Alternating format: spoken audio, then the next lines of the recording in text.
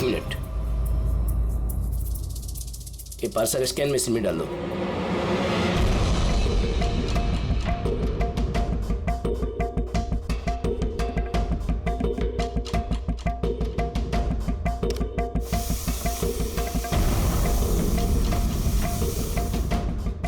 ये parcel reception में दे दो।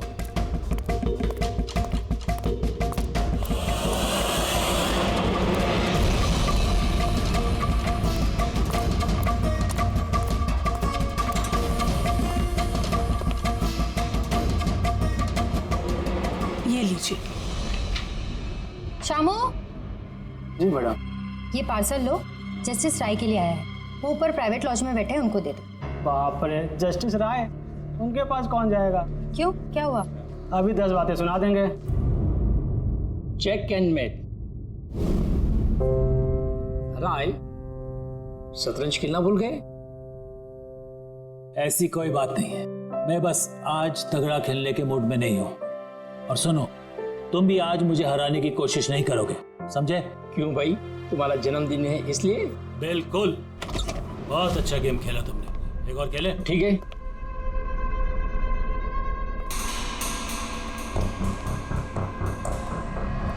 हेलो सर, राय सर। क्या है? हैप्पी बर्थडे सर, आपके लिए पार्सल आया। ठीक है, रखो इधर, रखो इधर आओ। अब क्या हुआ सर? ये लो। Thank you sir, thank you very much sir. Happy birthday sir. कुछ चाहिए तो बोलिएगा सर। ठीक है। उसने सोचा भी नहीं होगा डांट की जगह टिप मिलेगी। ये सब लोग ना मुझे घूसट और खड़ूस समझते हैं, लेकिन मुझे इससे कोई दिक्कत नहीं है। इनफैक्ट मुझे मजा आता है। अरे ये सब छोड़ो, पैकेट खोलो ना, क्या है?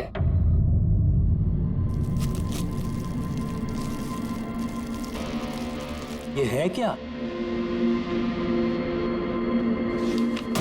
देश के सर्वश्रेष्ठ कानूनी दिमाग को सम्मान पूर्वक भेंट। कोई नाम नहीं?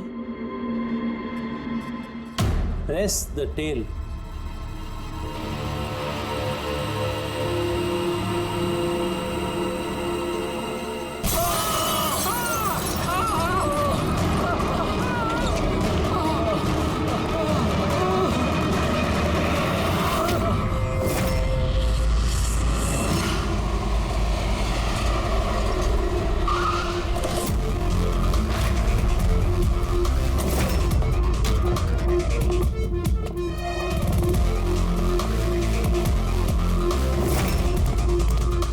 आपने कहा था बॉम्ब ब्लास्ट हुआ?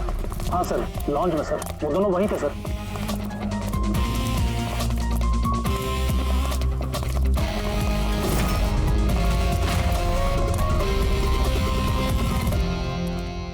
ये देखिए सर। यहाँ तो कांच ही कांच है। पूरे फेस पे कांच के टुकड़े हैं। जख्म बहुत गहरा नहीं दिख रहा है। खून भी ज्यादा निकला नहीं है, तो फिर उसकी मौत कैसे हो गई?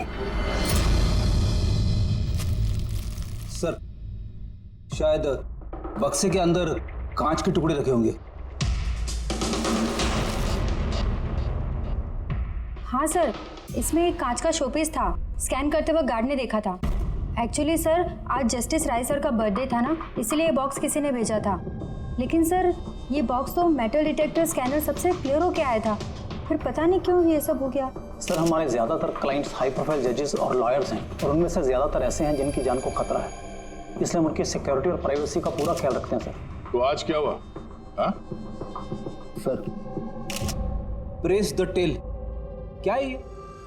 जो कुछ इस बॉक्स में होगा शायद उससे रिलेटेड है। ये पार्सल तो जस्टिस राय के लिए था।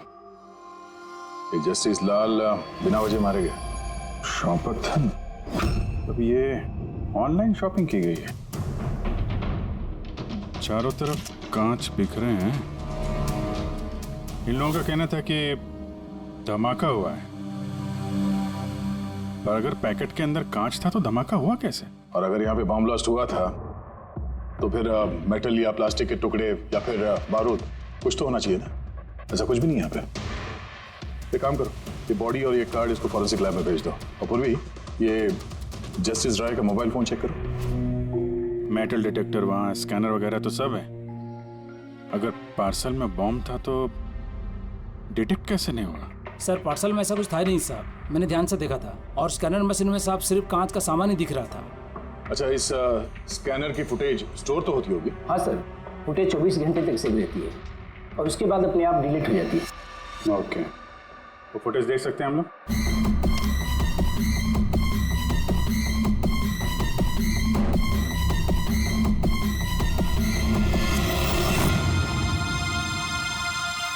ये क्या? कोई शोपीस तो लग रहा है। देखिए सर, कहीं कोई मेटल है ही नहीं और इतना पारदर्शी कांच ही हो सकता है। जब वो डिलीवरी बॉय आया था तब की फुटेज है? हाँ सर, और कल बारिश की वजह से सीसीटीवी कैमरा खराब हो गया था। आप कह रहे थे सिक्योरिटी का बड़ा इंतजाम है, ये आपका इंतजाम है? Sorry sir.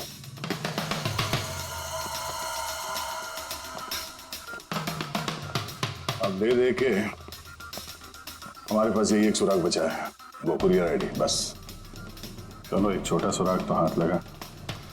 बाकी फॉरेंसिक लैब में साड़ों के साथ भी कुछ ना कुछ जरूर ढूंढ निकालेंगे।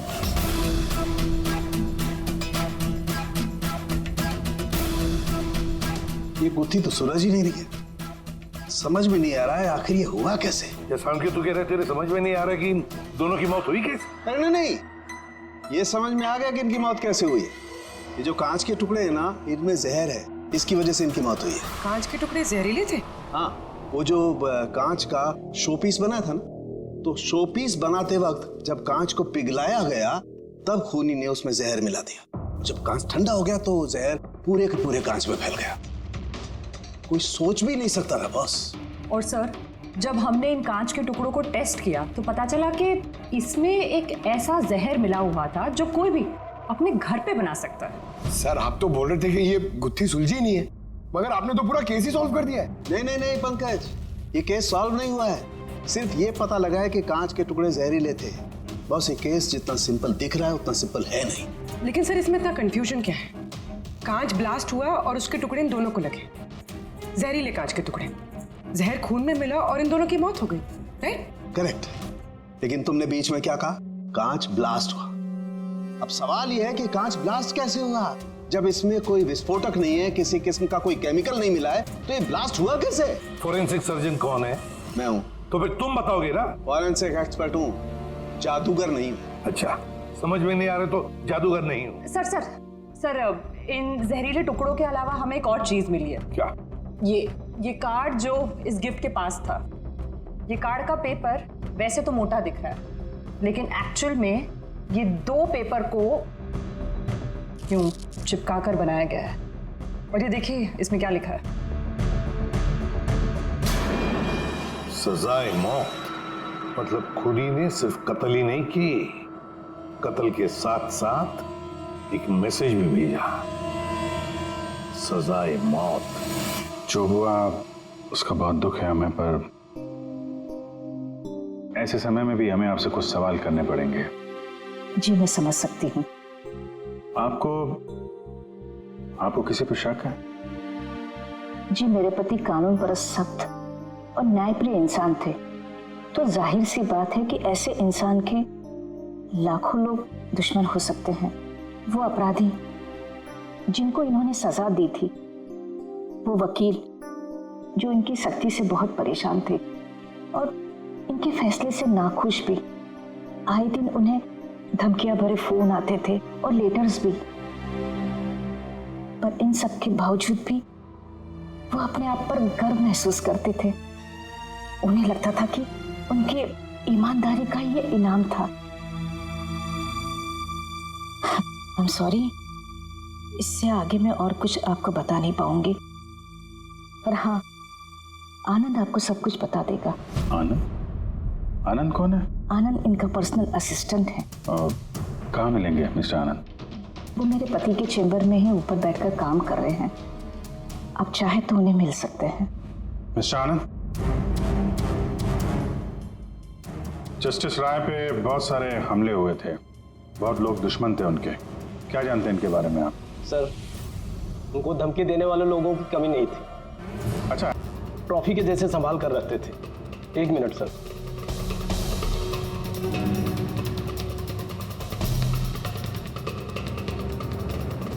ये रही उनकी ट्रॉफीज। ये सचमुच ज्यादा है। लोग उन्हें बहुत सख्त समझते थे, लेकिन सच पूछो तो सर बड़े ईमानदार और न्यायप्रिय थे। यहाँ तक वकील भी उनसे डरते थे और अपराधी उनके नाम से कांपते थे। धमकी भरे खत तो ठीक है, लेकिन ये पत्थर और स्याही क्यों? कई साल पहले किसी ने खिड़की से पत्थर फेंका था तो सर ने पत्थर भी रख लिया था। और ये स्याही की बॉटल? अरे सर, ये तो कुछ ही महीने पहले की बात है।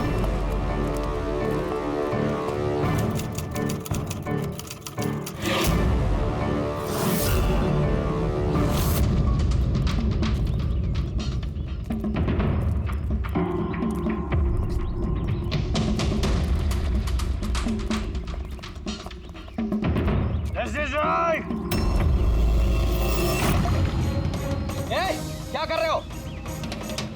तुम्हारी इसी स्याही ने मेरी जिंदगी बर्बाद की थी, याद है ना? अभी चाहकर भी भूल नहीं पाओगे मुझे, नहीं भूल पाओगे तुम। रखो, आनंद जाके बॉटल लाओ। ठीक है सर। ओके। अब ये बॉटल सोवेनियर बनेगी हमारी स्टडी रूम में। Yes sir. कमल को इस हरकत की वजह से फिर से जेल हुई, शायद अब भी जेल में ही हो। बेटी, ये सारी चीजें अपने कब्जे में ले लो। और मिस्टर आनंद, जज साहब को जिन जिन लोगों ने धमकी दी है सबकी डिटेल चाहिए, हमें सबकी लिस्ट चाहिए। यार वीरेन प्लीज यार, एक बार फिर से पता करो यार, शायद कुछ पता चल जाए। सर जब ये पॉसिबल है ही नहीं तो पता चलेगा कैसे? देखिए, आप सिर्फ मुझे कांच के टुकड़े दिखा रहे हैं, ना इसमें बारूद है, ना केमिकल है, ना कोई मेटल, और कोई विस्फोटक पदार्थ भी तो नहीं है इसमें कि हमें पता चल सके कि ये ब्लास्ट की वजह क्या है। अरे यार वीरेन, वहां पर जो कुछ था वही दूंगा ना, वहां पर सिर्फ कांच के टुकड़े थे और कुछ नहीं था। तो सर ये बॉम्ब ब्लास्ट है ही नहीं, क्योंकि दुनिया में ऐसा कोई भी बॉम्ब नहीं बना है जो सिर्फ कांच के टुकड़ों से बना हो। कांच में विस्फोटक गुण होते ही नहीं है सर, ट्राई टू अंडरस्टैंड। मुझे मालूम है कांच में विस्फोटक गुण नहीं होते, लेकिन वहां पर ब्लास्ट हुआ है, ब्लास्ट में सिर्फ कांच के टुकड़े मिले और कुछ मिला ही नहीं है यार। तो सर आई विश कि आप ये केस जल्द से जल्द सॉल्व कर लें, ताकि हमें भी तो पता चले कि ये ब्लास्ट हुआ कैसे। सर आप लोग कांच के गुणों के बारे में बात कर रहे हैं ना? मैं ऐसी किसी को जानती हूँ जो हमारी हेल्प कर सकती है। ग्रेट सर, उसको हर तरह के कांच के बारे में पता है। आई थिंक हमें एक बार उससे मिल लेना चाहिए। मिलते हैं तारिका, तुम जिससे कहोगे उससे मिलते हैं, बस मुझे सिर्फ ये पता करना है कि आखिर ये ब्लास्ट हुआ कैसे।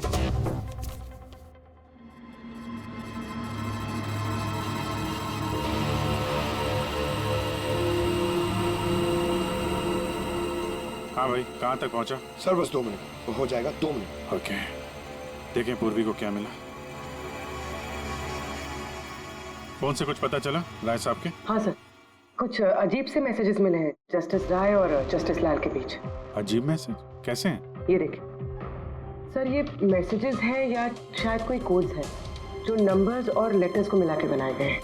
ये देखिए सर, ये मैसेजेस जस्टिस राय ने जस्टिस लाल को 2 बार भेजे, एक बार 3 महीने पहले और दूसरी बार सिर्फ 1 महीने पहले। अब या तो ये इन दोनों दोस्तों के बीच का कोई सीक्रेट कोड है, या तो फिर कोई ऐसी खास बात है जो जस्टिस राय जस्टिस लाल को बताना चाहते हैं। एक काम करो, ट्राई करो डिकोड करने के लिए, देखो कुछ पता चलता है क्या। हाँ, ये लिस्ट पूरी हुई? हाँ सर, जस्टिस राय के पीए आनंद ने जो हमें धमकियों के बारे में बताया था सर, उस हिसाब से हमने ये 3 सस्पेक्ट की लिस्ट बनाई है।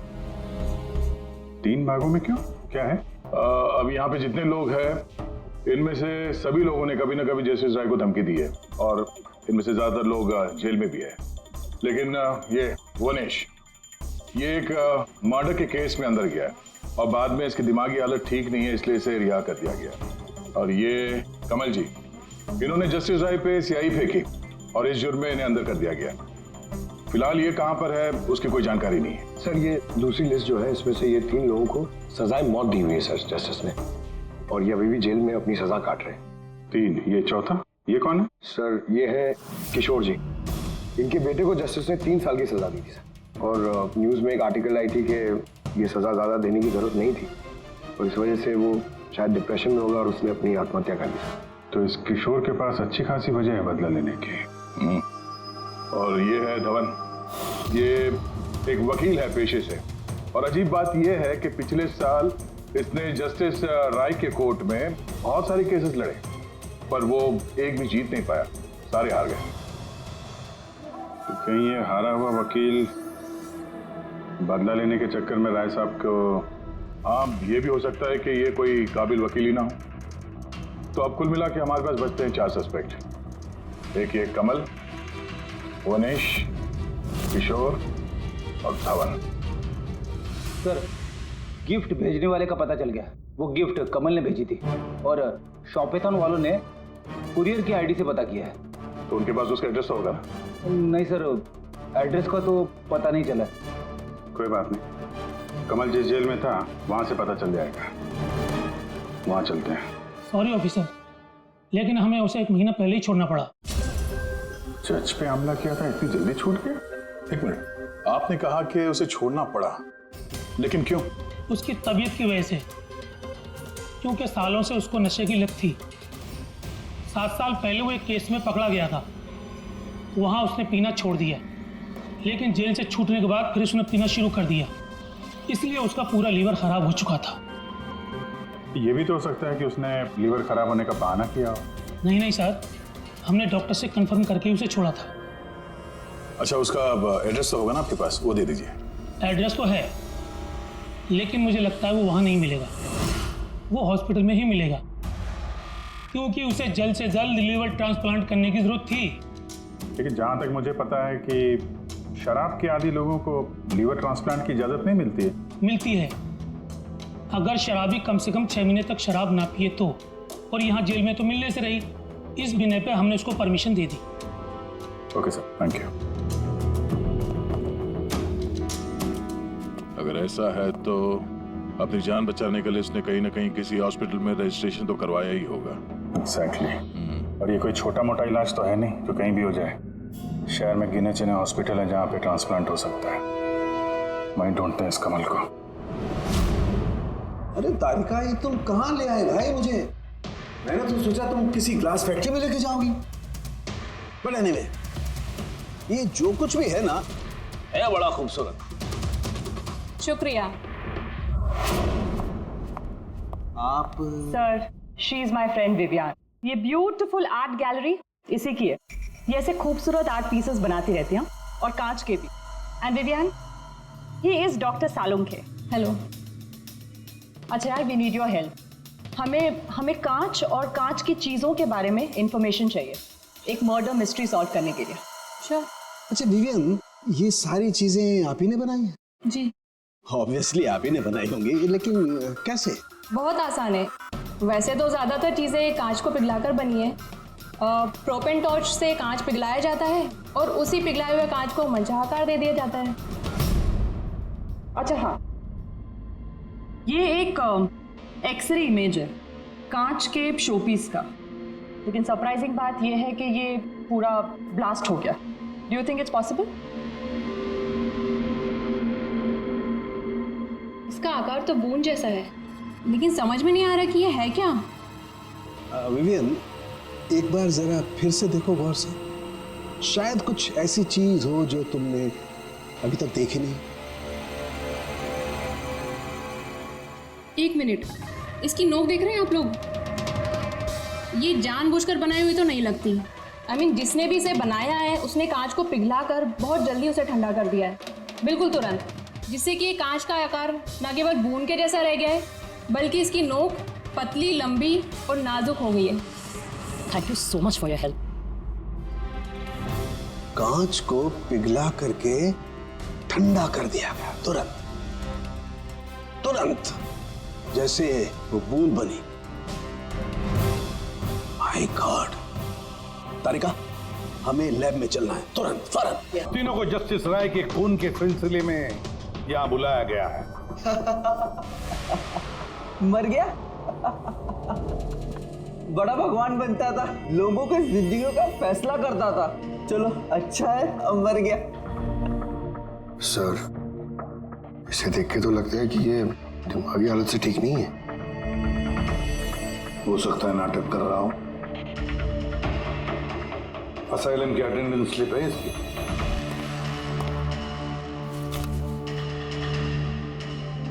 सर, इसमें तो लिखा है कि 1 महीने से बाहर ही नहीं गया असाइलम से। ये रिपोर्ट खुद डॉक्टर ने बनाई, ये देखिए। ठीक है, ले जाओ इसे। चलो चलो उठो।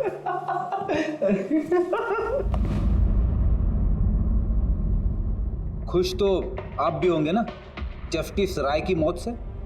देखिए, मैं मानता हूं कि मेरे बेटे ने गलती की थी, गलत संगत में पड़ गया था वो, लेकिन न तो उसका गुनाह इतना बड़ा था और न ही उसकी उम्र कि उसे माफ न किया जा सके।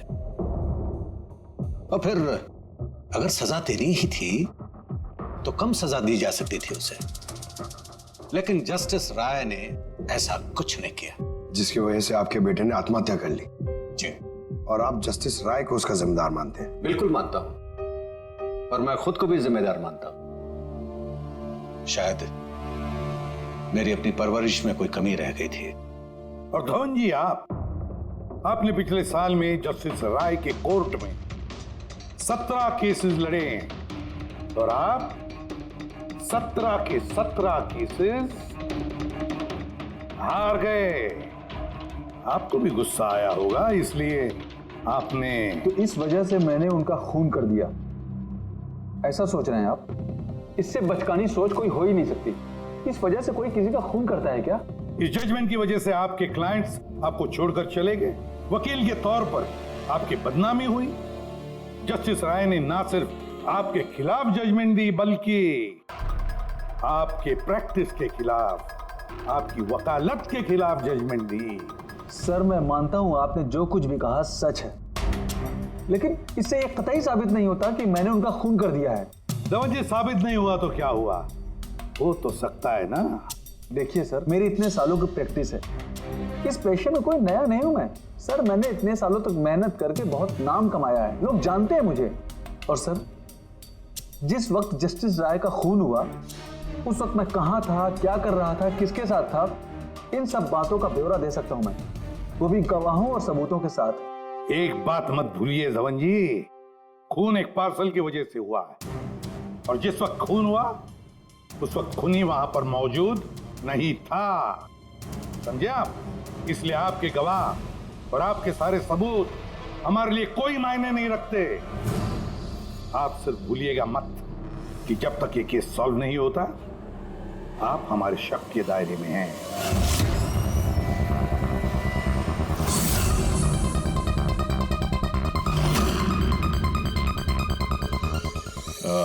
Doctor Puneet? Yes sir, that's doctor Puneet. Thank you.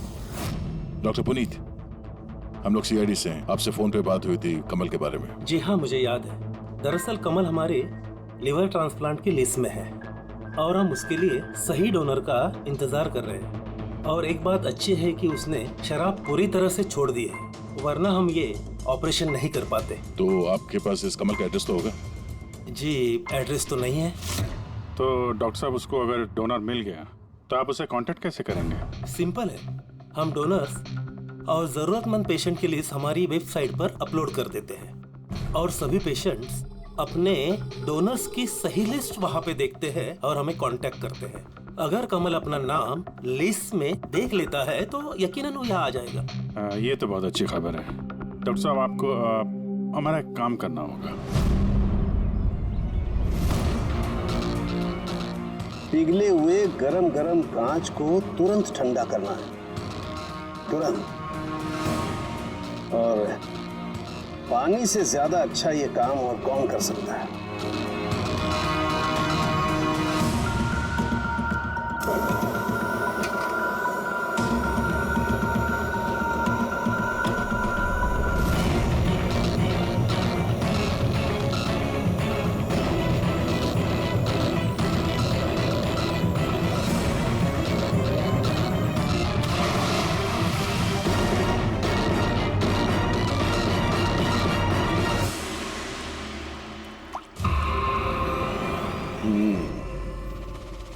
तो ऐसे बनी ये कांच की बूंद, लेकिन जस्टिस राय की जिस बूंद से मौत हुई थी वो तो काफी बड़ी थी।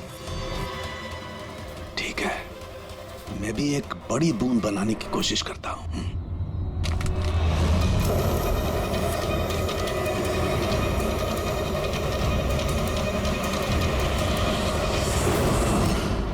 ये कोड्स आखिर है क्या? कुछ पता ही नहीं चला। My God!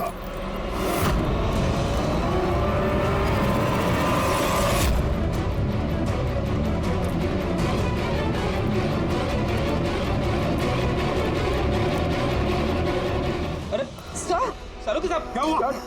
सर क्या हुआ सर? सर ये सब हुआ कैसे? कहीं आप बॉम्ब तो नहीं बना रहे थे? हाँ। क्या? बॉस, वो जस्टिस राय को और जस्टिस लाल को जिस तरह के बॉम्ब से मारा गया है ना, मैंने पता कर लिया बॉम्ब किस तरह से बनाया गया। बहुत आसान है। वो कैसे सर? अरे यार, सब कुछ यही पूछोगे, थोड़ी मरम पट्टी तो करने दो यार।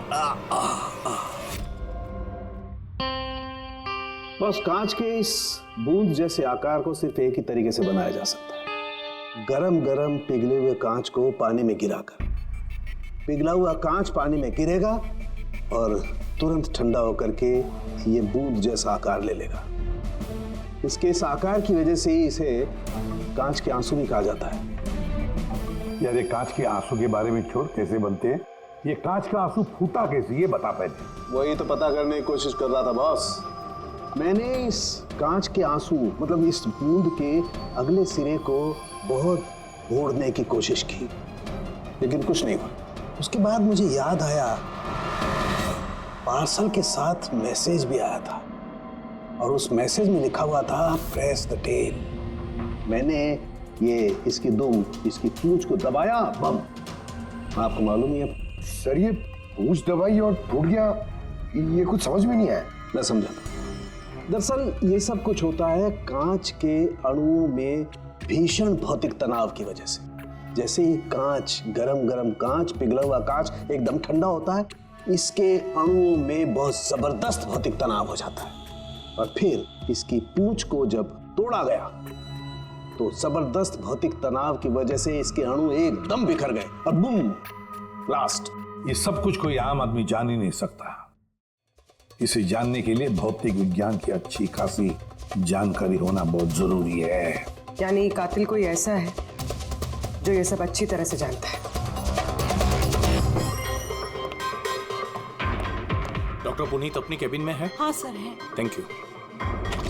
डॉक्टर साहब मेरे लिए डोनर मिल गया। हाँ, कब है मेरा ऑपरेशन, कब कर सकते हैं? वो अभी हम आपका ऑपरेशन नहीं कर सकते क्योंकि आपके लिए सही डोनर नहीं मिला है। ऐसे कैसे हो सकता है डॉक्टर? मेरा नाम लिस्ट में सबसे पहले था।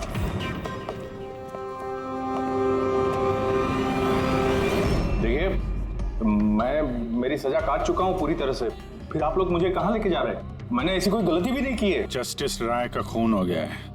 क्यों किया खून? जस्टिस राय का खून? लेकिन मैंने कुछ नहीं किया। आपने शॉपटाउन वेबसाइट से जस्टिस राय के लिए उनके जन्मदिन पे तोहफा भेजा था ना? नहीं तो मैंने कोई तोहफा नहीं भेजा था। तुमने कुछ नहीं किया तो फिर तुम अंडरग्राउंड क्यों थे? देखिए, मैं अंडरग्राउंड नहीं हुआ था। सचमुच मेरी तबीयत खराब रहती है, इसलिए शहर से बाहर हेल्थ स्पा ज्वाइन कर लिया है मैंने। जेल से छूटने के बाद मैं वही रहता हूँ। और वो पार्सल, कांच का अजीब सा शोपीस जो आपने जस्टिस राय को भेजा था शॉपटाउन वेबसाइट से, जिसपे आपका कॉन्टैक्ट डिटेल्स भी था। हाँ, मैंने शॉपाथॉन वेबसाइट से शॉपिंग जरूर की है और पार्सल भी भेजा है, लेकिन जस्टिस राय को नहीं भेजा मैंने मेरी बेटी को भेजा है क्योंकि उसका जन्मदिन था। मेरी वाइफ मुझसे नाराज है, इसलिए मेरी बेटी को मुझसे नहीं मिलने दे रही है। तो मैंने वो शॉपाथॉन वेबसाइट से गिफ्ट खरीदा और मेरी बेटी को पार्सल कर दिया।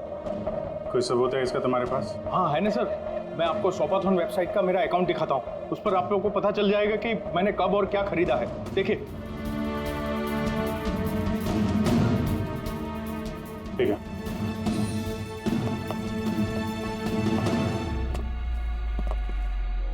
ये आदमी तो वाकई सच बोल रहा है। इसने तो वो गिफ्ट अपने बेटी के लिए खरीदा था, और वो भी जस्टिस राय की मौत के 2 हफ्ते पहले। मतलब कातिल जानबूझ के हमारा ध्यान इसकी तरफ भटका रहा था। यानी वो जो कोई भी है, उसे कमल की पूरी हिस्ट्री के बारे में मालूम था। उसने उसके घर से वो पार्सल का डब्बा चुराया, उसमें कांच का सामान रखा और किसी तरह से जस्टिस राय तक पहुंचा दिया। कातिल वही है जिसने ये पार्सल जस्टिस राय तक पहुंचाया।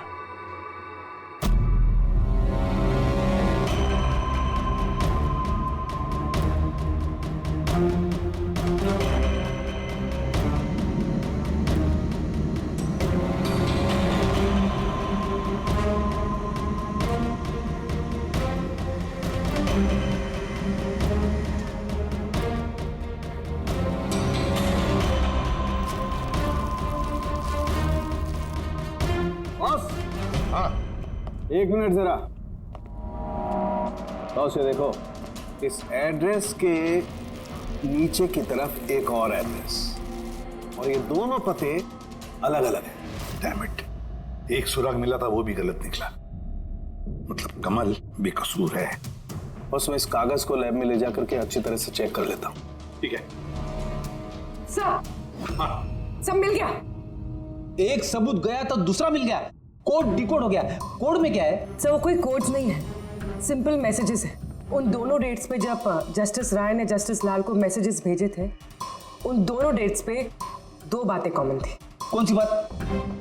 सर पहली बात, उन दोनों डेट्स पे दोनों जजेस में से एक शहर से बाहर था, और दूसरी बात, उन दोनों डेट्स पे संडे था। जिस दिन कत्ल हुआ है उस दिन भी संडे था। Exactly sir. और मारे जाने से पहले वो दोनों शतरंज खेल रहे थे। यस। जो मैसेजेस जस्टिस राय ने जस्टिस लाल को भेजे हैं वो कोई कोड्स नहीं, शतरंज की चालें थी। वो दोनों चाहे कहीं भी हो अपना शतरंज का खेल जरूर पूरा करते थे। जहां छोड़ा अगली बार वहीं से पकड़ते थे। मतलब दोनों भी जजेस संडे के दिन शतरंज खेलते थे, और ये बात कातिल जानता था, इसीलिए उसने उसी संडे को खुद अपने हाथों जाकर वो पार्सल डिलीवर किया। वो जानता था कि जस्टिस राय वहां होंगे। सर वो ये भी जानता था कि जस्टिस लाल भी वहां पे होंगे। बिल्कुल सही कहा तुमने अभिजीत, बिल्कुल सही कहा। हम तो ये सोचकर चल रहे थे कि कातिल ने जस्टिस राय पर हमला किया, पर उस एक्सप्लोजन में जस्टिस लाल की जान बेवजह चली गई। हालांकि असली बात तो ये है, कातिल चाहता था कि जस्टिस राय के साथ साथ जस्टिस लाल को भी खत्म कर डाले। किशोर, जतिन, भुवनेश, इन तीनों की कुंडली निकालो, देखे तो सही कि इनमें से किसी के पास कोई वजह थी इन दोनों जजेस को मारने की। और फिर धवन, पता लगाओ उसके सारे के सारे केसेस उसने जस्टिस लाल के कोर्ट में लड़े थे, वो क्या है और किसके हैं। सर, हाँ सर, धवन के बारे में पता करके आ रहा हूँ। जस्टिस लाल के कोर्ट में सर वो 100 में से 75 केसेस आ रहा था। सर, हाँ सर, जतिन के जेल रिकॉर्ड्स मिल गए। उसके वकील ने डिप्रेशन के बिना पे जतिन को छोड़ने की अपील की थी, और उसकी अपील ठुकरा दी गई थी। जज कोई और नहीं, जस्टिस लाल ही थे। तो जतिन के पिता किशोर के पास अच्छी खासी वजह है कत्ल करने की, पर इतना पेचीदा प्लान वो बना पाएगा? वही तो सर, किशोर एक स्कूल टीचर है, उसे कैसे पता होगा कि कांच के आंसू से किसी की जान जा सकती है? ये तो इस बात पर निर्भर है कि किशोर मास्टर जी स्कूल में कौन सा विषय पढ़ाता है। पता लगाओ ये कौन सा सब्जेक्ट पढ़ाता है स्कूल में। रही बात धवन की, उसके पास तो एलिबाई है, तो बस इन दोनों के एलिबाई फिर से चेक करो अच्छी तरह से। बच्चों, आज मैं तुम्हें एक नया एक्सपेरिमेंट सिखाऊंगा।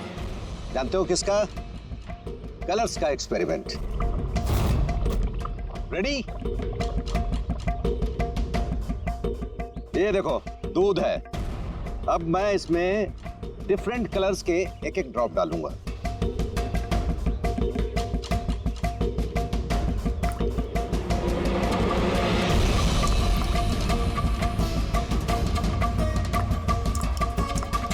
Now come here. देखो बेटा, अब जब मैं ये बर्ड इसके अंदर डालूंगा तो तुम्हें देखने को मिलेगा कि अणु किस तरीके से प्रक्रिया करता है। देखो,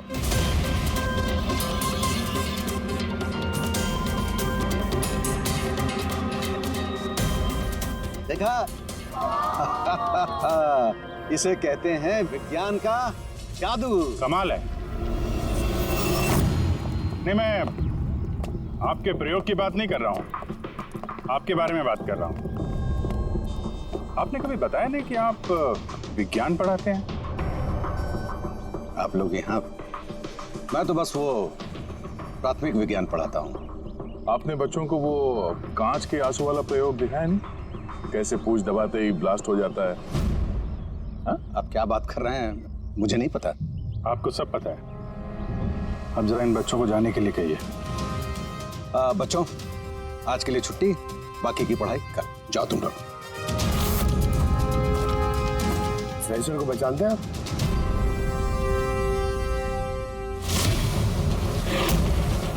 रविवार याद है आपको, जिस दिन टीचर पेरेंट मीटिंग थी? और उसी दिन जस्टिस लाल और जस्टिस राय का खून भी हुआ था। उस दिन आप आए नहीं थे, एब्सेंट थे।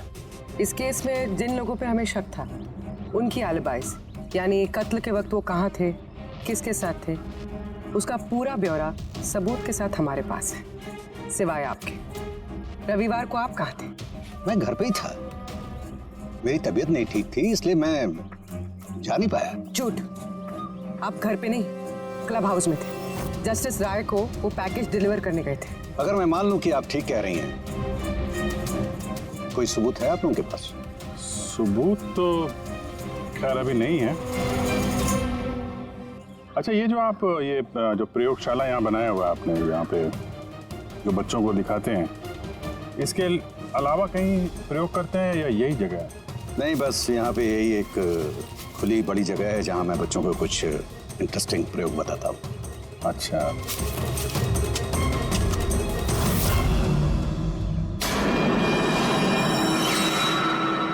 सर आप अंकल? अरे आप लोग वहां कहाँ जा रहे हैं?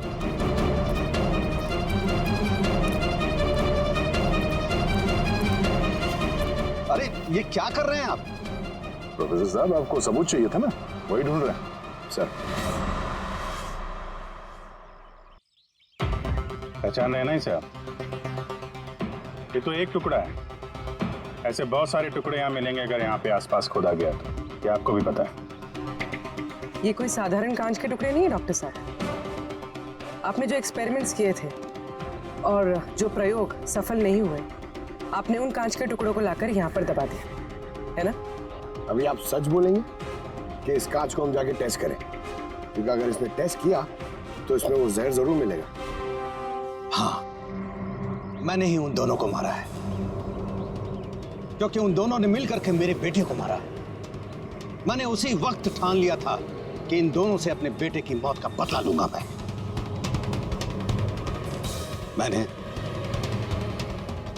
मैंने इन दोनों पे निगाह रखना शुरू किया। एक दिन बच्चों के लिए इंटरनेट पे कुछ अनोखे प्रयोग ढूंढ रहा था मैं, तभी मुझे ये कांच के आंसू का प्रयोग मिला। मैंने सोच लिया कि अपने बेटे को इंसाफ दिलाने का यही एक तरीका है। मुझे पता था कि कमल जस्टिस राय पे स्याही फेंक चुका है और अभी अभी जेल से छूटा है। मुझे उसकी बेटी के बारे में भी पता था। मैं जानता था कि वो उसे बर्थडे गिफ्ट जरूर भेजेगा। अरे भाई साहब, ये भी लेना।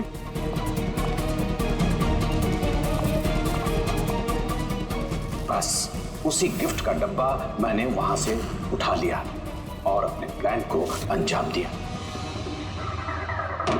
मैंने उसे बहुत सावधानी से पैक किया।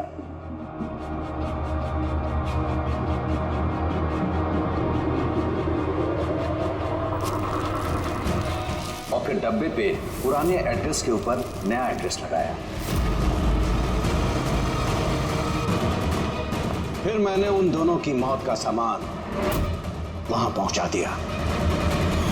मुझे जो करना था मैंने कर दिया। मैंने उन दोनों से अपने बेटे की मौत का बदला ले लिया, उसे इंसाफ दिला दिया। इंसाफ नहीं, सिर्फ बदला था। जिसे ना तो तुम्हारे मरे हुए बेटे की आत्मा को शांति मिलेगी और ना ही उन बच्चों को जो तुम्हें अपना गुरु मानते हैं। हाँ, तुम्हारी इस गलती से उन्हें सबक जरूर मिलेगी। अपनी बची हुई जिंदगी जेल में काटते हुए शायद आप भी अपना सबक सीख ही लेंगे।